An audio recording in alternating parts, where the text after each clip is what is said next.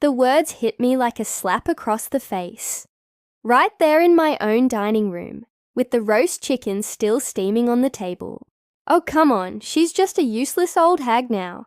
Can't even set a proper table anymore. My daughter-in-law, Karen, said with a laugh, her voice dripping with fake sweetness, as she turned to her friends from the book club. My son Mike just chuckled and looked away like it was no big deal. I froze, fork halfway to my mouth, feeling the heat rise in my cheeks. At 68, I'd spent my life building a home for them. But in that moment, I realized I'd been blind to how little they valued me. It wasn't always like this. Mike was my only child, the apple of my eye, after his dad passed from a heart attack 10 years back. I'd raised him alone in our cozy suburban house, working double shifts as a nurse to pay for his college, and that fancy wedding to Karen. She came into our lives like a whirlwind. Blonde, bubbly, always talking about upgrading everything. At first, I liked her energy. She made Mike smile, but soon the little digs started. "Mom, you should modernize this old place," she'd say, eyeing my thrift store curtains. Or, "Let me handle the finances. You're too tired for that." I brushed it off, thinking it was just her way. But deep down, I knew she saw me as an obstacle, especially when she learned about the beach house. That property was my pride and joy, inherited from my parents back in the 70s. A little slice of heaven on the Oregon coast. White sands, crashing waves, a wraparound porch where I'd spent summers dreaming as a girl. I'd kept it up myself after Dad died, renting it out in winter for extra cash. It was worth a fortune now, over $1 million easy. And in my will, everything was set to go to Mike. "For your family," I'd told him once. Hugging him tight, he promised to cherish it. But Karen, her eyes lit up like fireworks whenever we visited. "Imagine the parties we could throw here," she'd gush, already redecorating in her head. After that dinner fiasco, I couldn't sleep. I lay in bed, staring at the ceiling fan, whirring like my racing thoughts. Useless old hag. Me, who'd bandaged Mike's scraped knees, cheered at his games, and even co-signed his first car loan. The next morning, with coffee in hand, I called my old friend and lawyer, Sarah. "I need to update my will," I said, voice shaky but determined. We met at her office that afternoon, the smell of fresh printer ink grounding me. "Leave the beach house to the grandkids," I told her. "Mike's kids, little Emma and Jack. They're innocent in this. And the rest? A trust for their education. Mike gets nothing, unless he proves he's not just chasing dollars." "Karen, zilch," Sarah nodded. No questions asked. "Smart move, Helen. Protects the legacy." We added clauses. The kids inherit at 18, managed by a trustee until then. No way for Mike or Karen to touch it early. As I signed, a weight lifted. This wasn't spite. It was self-respect. I'd given them enough chances. Life went on, but the tension simmered. Karen ramped up her help, dropping by to organize my closets, always fishing for updates on the will. "You okay, Mom? We worry about you alone," she'd say, all concern, but her eyes scanned for mail from lawyers. Mike stayed quiet, buried in work, but I caught him eyeing the beach house photos on his phone during visits. I played along, smiling through gritted teeth, baking their favorite cookies like nothing had changed. Then came the accident, a slip on the kitchen floor that cracked my hip.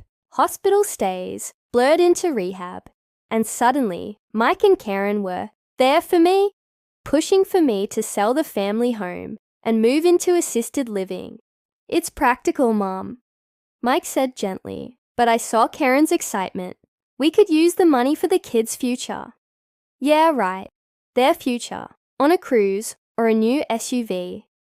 I recovered at home, stubborn as ever, and kept my secret. Months later, when my time came, peaceful in my bed, surrounded by photos of Emma and Jack laughing on the beach, I went knowing I'd won. The reading was at Sarah's office. A crisp fall day. Mike and Karen sat across, expectant. Her in a sharp blazer, like she was closing a deal. Sarah cleared her throat.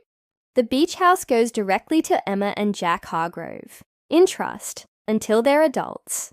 The main house and savings fund their education. Michael receives a modest monthly allowance. Contingent on family involvement. No conditions on Karen. Mike's face drained of color. What? Mom, this can't be right. The beach house was for me. Karen exploded. This is insane. She's a useless hag who lost her mind. We deserve that property. We took care of her. Sarah stayed cool. It's legal. Helen was sharp as a tack to the end. They stormed out, Mike muttering threats of contesting it, but Sarah had ironclad proof. My lucid notes, doctor visits. The grandkids got their inheritance. And years later, Emma and Jack turned that beach house into a family retreat, inviting me in spirit with annual toasts. Mike, he drifted, bitter, while Karen filed for divorce, blaming him for not fighting harder. Me? From wherever I am now, I smile. They called me useless, but I left them empty-handed, and my legacy full of love. The words hit me like a cold wave crashing over my head, right there in the middle of my own dining room, with the smell of roast chicken still hanging in the air. Oh, come on.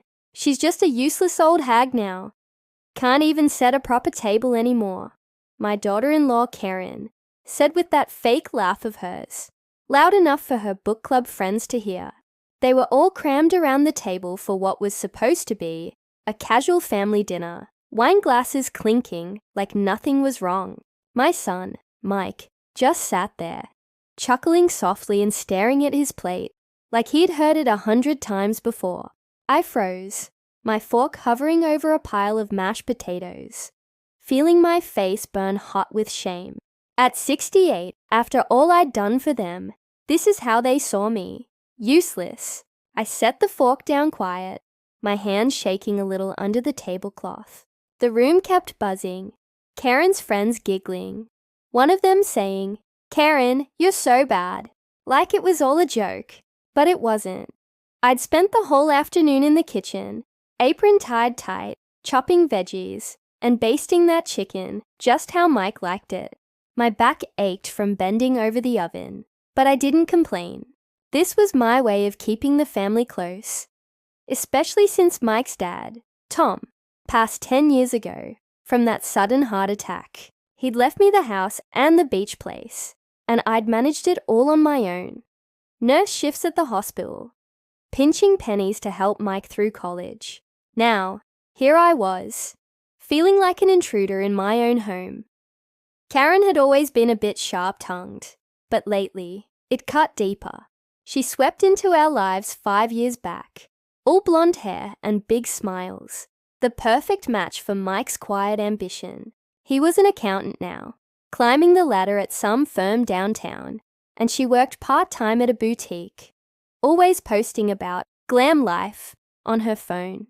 At first, I thought she was just adjusting, maybe the wedding stress, or settling into our old suburban house with its creaky floors and faded wallpaper. But the comments piled up. "Mom, why don't you get rid of those dusty curtains? It's so outdated." Or, "Let me handle the grocery list. You're always buying the wrong stuff." I'd smile and nod, telling myself she meant well. After all, she was family now. Mother to my grandkids, little Emma and Jack. With their chubby cheeks and endless energy, the beach house was the real prize. Though, and I could see it in her eyes every time we talked about it.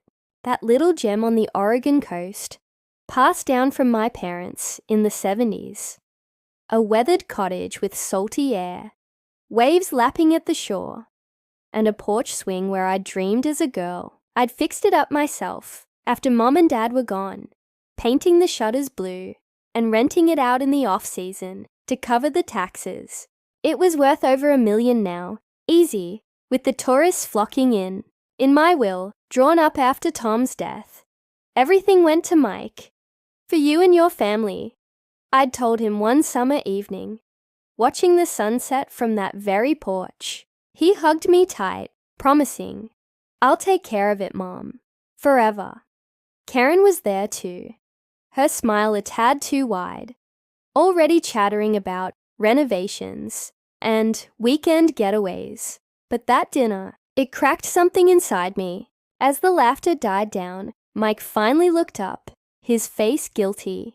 "Karen, ease up," he muttered, but it was weak, like he didn't really mean it. She waved it off. "I'm just kidding, Helen. Lighten up." Her friends nodded along, digging into dessert. My homemade apple pie, crust flaky from years of practice.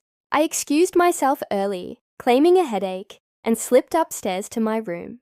The door clicked shut, and I sank onto the bed, tears stinging my eyes. Useless old hag. Me, who'd bandaged Mike's knees after bike falls, cheered at his soccer games, and even co-signed that loan for his first car. I'd worked overtime to pay for their honeymoon in Hawaii, baked cakes for Emma's birthdays. And for what? To be mocked in front of strangers. That night, sleep wouldn't come. I tossed under the quilt Tom and I picked out on our anniversary, the clock ticking past midnight. Memories flooded in, raising Mike solo after Tom died, the hospital bills piling up, me scrubbing floors between shifts to keep the lights on. The beach house had been my escape, a place of peace where I'd take Mike fishing as a boy, teaching him to cast lines and spot crabs in the tide pools. Now, it felt like a target, something Karen eyed like a shiny prize. By dawn, with birds chirping outside, I made up my mind. No more pretending. I grabbed my phone from the nightstand and dialed Sarah, my old lawyer friend from nursing school days. "Sarah, it's Helen. I need to see you soon. About the will." She didn't pry, just said, "Come by this afternoon. Coffee's on me." As I hung up, a quiet resolve settled in my chest. They thought I was done. Watch me rewrite the ending. The beach house wasn't just wooden waves. It was my legacy, and I'd make sure it went to who deserved it, not the ones who'd thrown me away like yesterday's trash. The drive to Sarah's office felt like a weight lifting off my shoulders, even as my old station wagon rattled over the potholes. It was a grey afternoon, the kind where the clouds hung low like they were holding secrets, and I gripped the steering wheel a little tighter than usual. At 68, my hands weren't as steady as they used to be, but my mind, sharp as the day I graduated nursing school. Sarah's place was in a quiet strip mall downtown. Her sign reading, "Family Law, helping you plan ahead." I parked and sat there for a minute, staring at the rain speckling the windshield. Useless old hag. No, I was Helen Hargrove, and it was time to act like it. Sarah met me at the door with a hug, her office smelling like fresh coffee and old books. She was a few years older than me, silver streaks in her hair, but still had that no-nonsense spark from our college days. "Helen, you look like you need this," she said, handing me a steaming mug as we settled in her cozy back room. The walls were lined with diplomas and family photos. Her kids grown and gone, just like mine. I told her everything. The dinner, Karen's sharp words, Mike's weak laugh. My voice cracked a bit when I got to the part about the beach house, how it was the last piece of my parents I had left. She listened without interrupting, jotting notes on a yellow pad. "Sounds like you've been carrying this family on your back too long," she said finally, eyes kind but firm. "What do you want to do about the will?" I took a deep breath, the words tumbling out. "Change it, leave the beach house to the grandkids, Emma and Jack. They're sweet kids, not like their mom. A trust for them until they're 18, so no one can touch it early. The main house and savings go into an education fund for them too. Mike gets a small allowance, nothing big, and only if he stays involved in their lives. Karen, nothing. She doesn't deserve a dime." Sarah nodded slow, tapping her pen. "Smart. Protects the kids and cuts out the greed. We'll make it airtight. Add a clause that if Mike contests it, he forfeits even the allowance, and will get a doctor's note saying you're of sound mind, just in case. She pulled out forms, explaining the legalese in plain talk, like how a trust works like a locked box, only the kids can open later. It took about an hour to sign everything, my signature a bit wobbly but real. As I handed back the pen, a mix of relief and nerves washed over me. This wasn't just paper, it was my stand, my way of saying I mattered. Driving home, the rain picked up, wipers swishing like my swirling thoughts. What if Mike found out? Would he be mad or worse, hurt? I pushed it down. He'd chosen to laugh along with Karen. By evening, I was back in the kitchen, stirring soup for one, when my phone buzzed. It was Mike. Hey Mom, just checking in. Dinner was great last night. Sorry if Karen was. You know. His voice was casual, but I heard the edge, like he knew I'd overheard. It's fine, I said, keeping it light. How's work? We chatted about nothing. His big meeting, Emma's school play. But as we hung up, guilt nipped at me. This was my boy after all. I'd bandaged his boo-boos, read him bedtime stories about pirates on the high seas. The beach house was where we'd built sandcastles. Him giggling as waves tickled our toes. Could I really cut him out? Sleep came fitful that night. Dreams mixing Tom's warm hugs with Karen's cold laugh. The next few weeks dragged with that secret burning inside. Karen started dropping by more. All smiles and helpful suggestions. One afternoon, she showed up unannounced with lattes from her fancy shop, Emma and Jack in tow. The kids ran to me, hugging my legs with sticky hands from lollipops. "Grandma, play!" Jack demanded, waving a toy truck. We spent the hour on the living room floor, building block towers, while Karen organized my mail on the table. I caught her peeking at envelopes, her manicured nails flipping through bills. "You know, Mom," she said, casual, like we were best friends. "That beach house could fetch a nice price now. With the market up, you could downsize, get something easier to manage. We could help you sell it." Her eyes sparkled, imagining the check, I bet, for their new kitchen remodel, or whatever whim struck next. I smiled polite, stacking another block. "It's special to me, going to the kids someday." Her face twitched, just a second, before she laughed it off. "Oh sure, but think practical. They're too young." Mike called later that week, voice tighter. Karen mentioned the beach house. "You okay financially, Mom? We don't want you struggling." Struggling. I'd paid off the mortgage years ago, thanks to overtime and smart saving. But I heard the probe, the worry that I might be holding on to their money. "I'm fine," I replied, short. "Taking care of things." He pushed a little. "Let us help." But I changed the subject to the kids. Hanging up, my resolve hardened. They weren't asking out of love. It was the house they wanted, the security it promised. Then came the slip that almost undid me. At Emma's birthday party, a backyard barbecue with balloons and cake, I overheard Karen on the phone in the kitchen. "Yeah, the old hag's clinging to that beach property like it's gold. Mike thinks she'll cave soon." Laughter, then whispers about flipping it for profit. My stomach twisted. I slipped out the back, tears hot, and drove to the coast that very night. The beach house welcomed me like an old friend.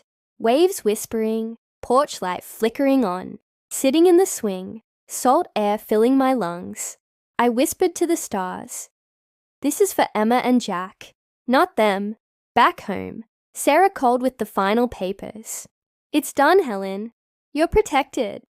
But as I filed them away in my safe, a knock came at the door. Mike, alone, face serious. "Mom, we need to talk about the will." Mike stood on my doorstep that evening, hands shoved in his pockets, looking more like the awkward teenager I used to drive to school than the grown man he was. The porch light cast shadows on his face, making his eyes seem tired, worried even. "Mom, can I come in?" he asked, voice low. like he didn't want the neighbors to hear.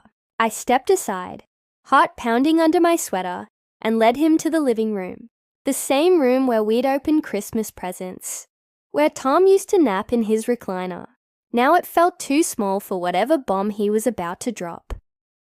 We sat on the couch, me in the corner spot with the lumpy cushion, him fidgeting with his keys. "What's this about the will?" he started, straight to it. I played dumb, folding my hands in my lap, like we were discussing the weather. "What do you mean, honey? I updated it after your dad passed. Standard stuff," he sighed, rubbing his forehead. "Karen overheard you talking to someone on the phone last week about changing things, the beach house. Mom, if you're worried about money or getting older, we can help. Sell it, get you set up somewhere nice. It's not right for you to handle alone." There it was, the hook, baited with concern, but smelling like greed. I could picture Karen, ear pressed to the door, twisting my words to fit her plan. Sell the beach house? For my sake? Yeah, and the proceeds would magically end up in their joint account, funding her boutique dreams. Or Mike's golf weekends. I kept my voice steady, even as my chest tightened. "I'm not selling Mike. That place is for you and the family someday. But I'm making sure it's protected. For the kids." His eyes narrowed, searching my face. "Protected from what? Us?" I shook my head, smiling soft to ease him. "From taxes, from bad decisions. Sarah's just tidying it up." He leaned in, desperate now. "Look, Karen and we're thinking ahead. The market's hot. We could flip it, invest the money, for Emma and Jack's future." Future. Sure, their version, with private schools and designer clothes. Not the simple summers I'd imagined. We talked in circles for an hour, him pushing gentle, me dodging like a pro. By the time he left, hugging me quick at the door. "Think about it, Mom. We love you." I felt drained, like I'd run a marathon. Love, if it was love, why did it always circle back to my wallet? I locked up, brewed some chamomile tea, and sat at the kitchen table, staring at the new will papers tucked in my purse. Changing it felt right, but seeing the doubt in Mike's eyes, it stung. Like salt in a fresh cut, the pressure didn't let up. Karen ramped it next, showing up the following weekend with the kids and a real estate brochure clutched in her hand. "Just ideas, Mom," she chirped, spreading it on the coffee table while Emma colored on the floor. The glossy pages showed beach houses, like yours, but fancier. Pools, hot tubs, prices that made my head spin. Jack toddled over, handing me a crayon scribble of a house with a big sun. "For you, Gamma." I hugged him tight, inhaling his baby shampoo smell, and whispered, "This is why I fight, little man." Karen kept at it, casual digs wrapped in sugar. "You're so independent, Helen. It's admirable. But at your age, slips happen. What if you fell out there alone?" She laughed like it was a joke, but her eyes were calculating. I bit my tongue, focusing on the kids instead, baking cookies with Emma, teaching Jack to roll dough. But inside, anger simmered. Useless? No, I was the glue holding what was left together. Then it happened, just like she predicted, but not how she meant. A rainy Tuesday morning, 2 weeks after Mike's visit, I was in the kitchen, reaching for the top shelf to grab a jar of spices. Old habit, even with my stepladder nearby. The stool wobbled, slick from the drizzle, blowing in the window, and down I went. Pain exploded in my hip, sharp as lightning, and I hit the tile floor with a thud that knocked the breath out of me. "Help," I gasped, fumbling for my phone across the room. It took 3 rings for the ambulance to come, sirens wailing like my racing heart. At the hospital, the doctor confirmed it. A fractured hip, clean break, but needing surgery and weeks of rehab. "You'll be okay, Mrs. Hargrove," he said, patting my hand. "But take it easy. No more solo adventures." Mike and Karen arrived fast, faces pale, hovering by the bed. "We told you," Karen said, not quite whispering, her hand on Mike's arm. "This is why you need to sell. Move somewhere with help." Mike nodded, squeezing my fingers. "We'll handle everything, Mom. The house, the beach place. Sign over power of attorney, and we'll sort it." Lying there, IV dripping, pain meds fogging the edges. I saw their plan clear as day. They'd swoop in, sell it all, leave me in some sterile apartment with bingo nights. But even through the haze, my mind clicked. "Not yet," I murmured. "Talk to Sarah first." They exchanged looks, frustration, maybe fear. But I closed my eyes, holding my secret close. The beach house was safe, locked away for Emma and Jack. And as the nurse wheeled me to recovery, a small smile tugged my lips. They thought they'd won, but I was just getting started, waking up in that hospital bed. The world felt fuzzy around the edges, like looking through a steamed window. Beeps from machines filled the room, and my hip throbbed under the bandages, a dull ache that matched the one in my heart. The first face I saw clearly was Mike's, sitting in the plastic chair by my side, scrolling his phone with a frown. Karen paced near the door, talking low on her cell about rescheduling the open house. Open house? For what? My life. I shifted, wincing, and Mike jumped up. "Mom, you're awake. How do you feel?" "Like I fell off a ladder," I croaked, my throat dry from the tube they'd pulled out. A nurse bustled in with water, fluffing my pillows, and I sipped slow, gathering my strength. Karen swooped over, all concern, squeezing my hand a tad too tight. "Oh, Helen, we were so scared. This proves it. You can't stay alone anymore. We're moving you to rehab.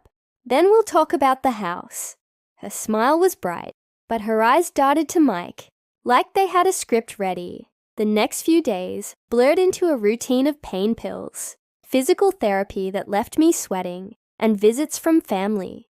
Emma and Jack came once, with drawings of get well suns and flowers. I held them close, their little giggles cutting through the sterile smell, whispering promises about the beach house someday. "We'll build the biggest sandcastle, Gamma," Emma said, her pigtails bouncing.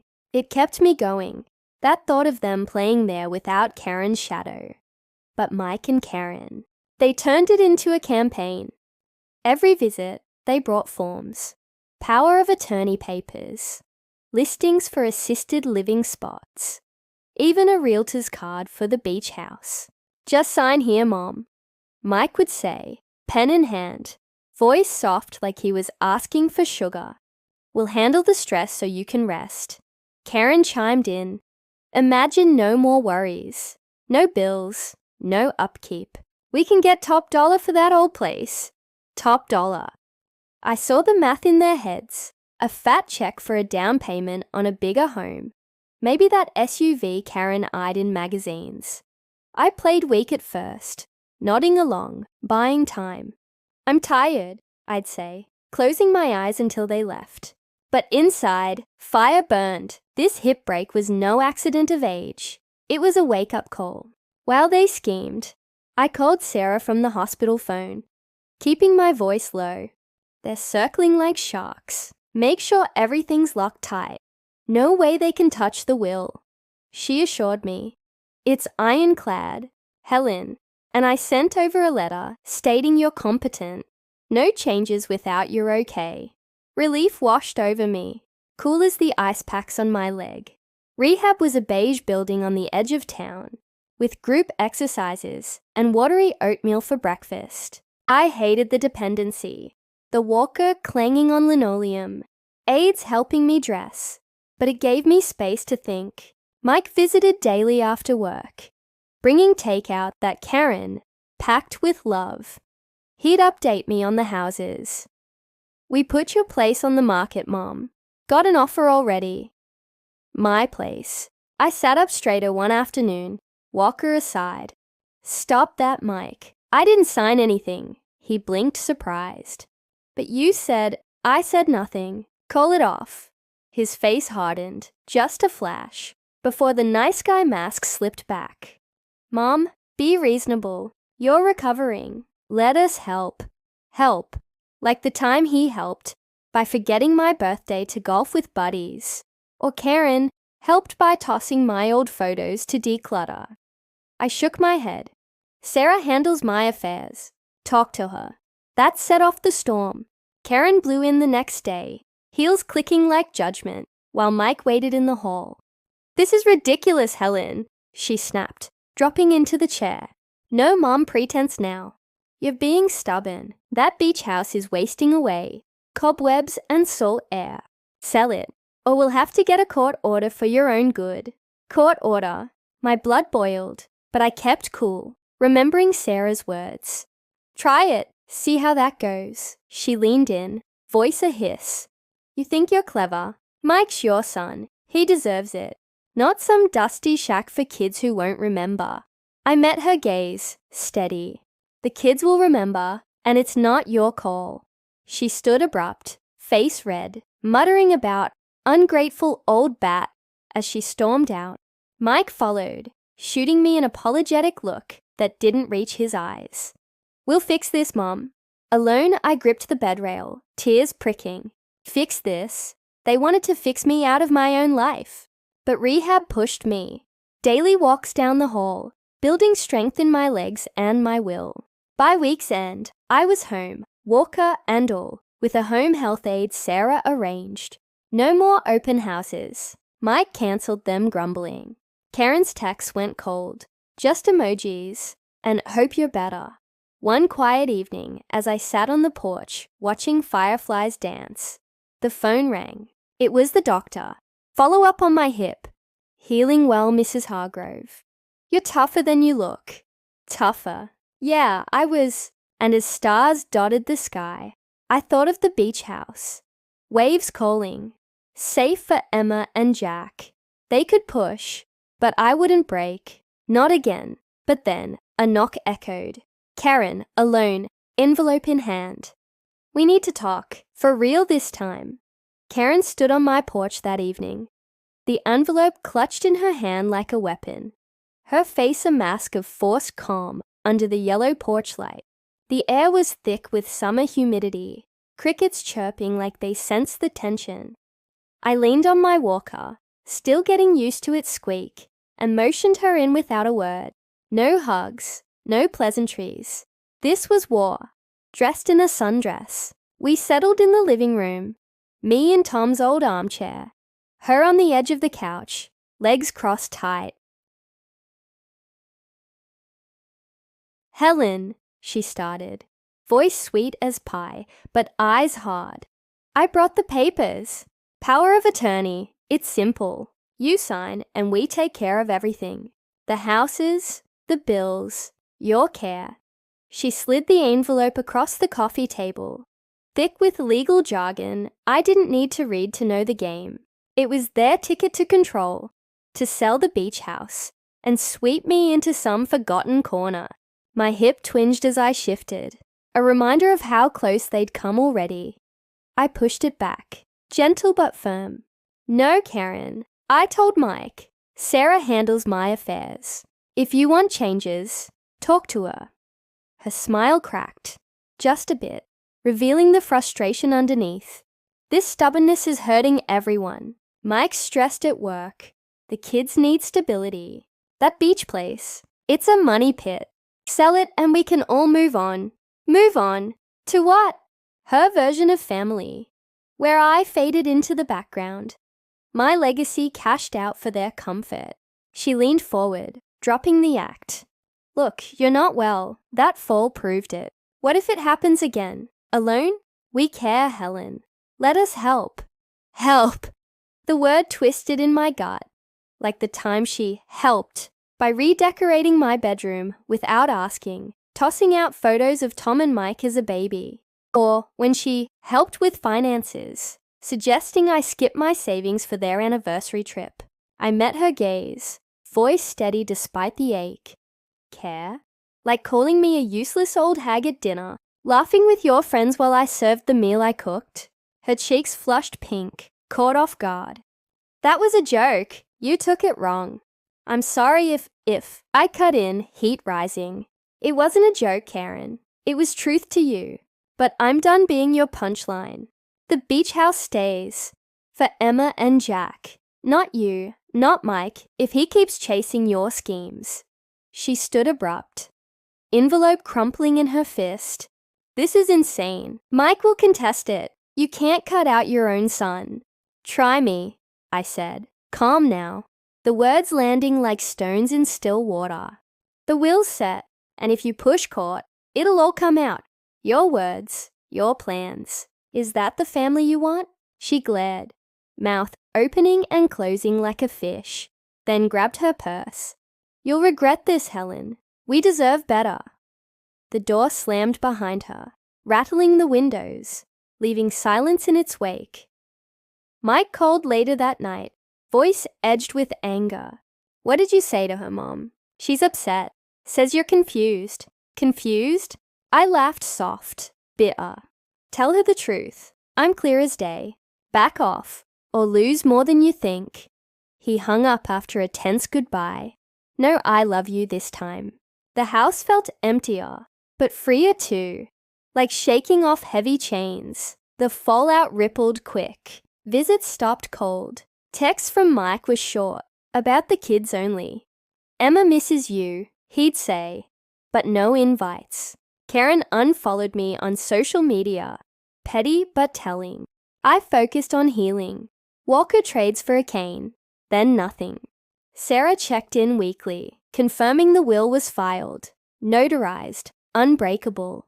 You're a fighter, Helen, she said over tea one afternoon. Proud of you. I even drove to the beach house alone one crisp fall day. The road winding like old memories. The cottage stood proud against the dunes. Waves roaring welcome. I walked the porch slow, hand on the rail, breathing in the salt and pine. Visions came.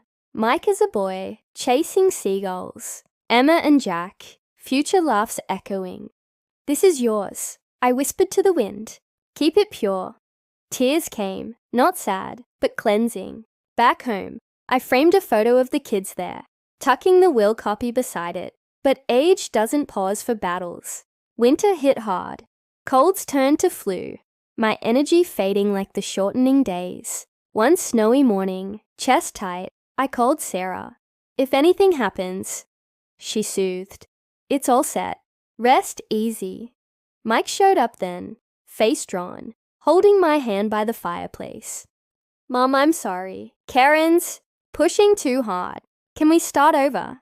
His eyes pleaded. The boy peeking through. I squeezed back. Prove it. Be there for the kids, not the money. He nodded. Promise in the air. That night, as snow fell soft outside, I felt peace settle. The phone buzzed. Karen, a curt text. Meeting with a lawyer tomorrow. This isn't over. I smiled faint, closing my eyes. It was over for me, in the best way. My legacy waited, safe for the innocent ones. The end came quiet, like the tide pulling back from the shore. On a crisp spring morning, when the cherry blossoms outside my window were just starting to unfurl, I'd been feeling it for weeks, that tightness in my chest, the way breaths came shorter, like whispers, instead of full songs. The flu had lingered into pneumonia, the doctor said. But at 70 now, my body was tired from the fight. Mike sat by my bed in the home hospice Sarah had arranged, holding my hand, his face lined with the worry he couldn't hide anymore. Karen hovered in the doorway, arms crossed, checking her watch like she had places to be. Emma and Jack played softly in the hall, their laughter a final gift. Mom, Mike said, voice cracking. We're here. Whatever you need. I squeezed his fingers, weak but warm. The beach house. It's for them. Emma and Jack. Promise me you'll let them have it. He nodded quick, tears welling. I promise. Karen shifted, but said nothing. Maybe the fight had worn out of her. Or maybe she still thought she could change it. I closed my eyes then, the room fading to waves and sand castles. Tom's smile waiting. Love you all, I murmured. and slipped away, peaceful as sunset over the ocean. The funeral was small, just family, and a few old friends from the hospital. Under a sky as blue as the coast, Mike gave the eulogy, stumbling over words about my strength and love. But his eyes avoided Karen's side of the pew. She'd been distant since my last words, their arguments echoing through the house like storms. Sarah handled the arrangements smooth, and a week later, we gathered in her office for the will reading, the air thick with unspoken questions. Sarah sat at the head of the table, papers neat in front of her, her voice steady as she began. Helen was clear in her intentions. The family home sells to fund a trust for Emma and Jack's education. Savings go the same way. Michael receives a modest monthly stipend, $500 for life, no more. Mike nodded, expecting that, but then Sarah paused, glancing at him. The beach house, however, the property on the Oregon coast, passes directly to Emma and Jack Hargrove, in trust until they reach 18. Managed by a neutral trustee, with no access for parents or guardians. The room went still, like the calm before a squall. Mike's face paled, his hand freezing midair. "What, Mom?" She changed her mind. Karen exploded first, chair scraping back. "This is a joke. That useless old hag couldn't have been serious. She was sick, confused. We deserved that house. We took care of her." Her voice rose, shrill, echoing off the walls. Sarah stayed cool, sliding over a copy.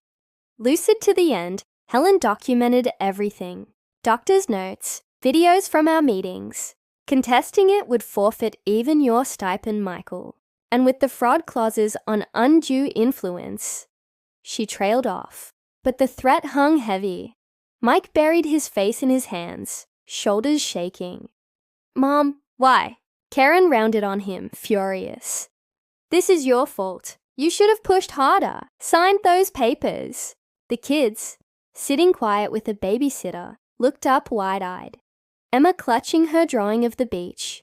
Sarah cleared her throat. "It's final. The trustee starts next week." Helen wanted the kids to have summers there.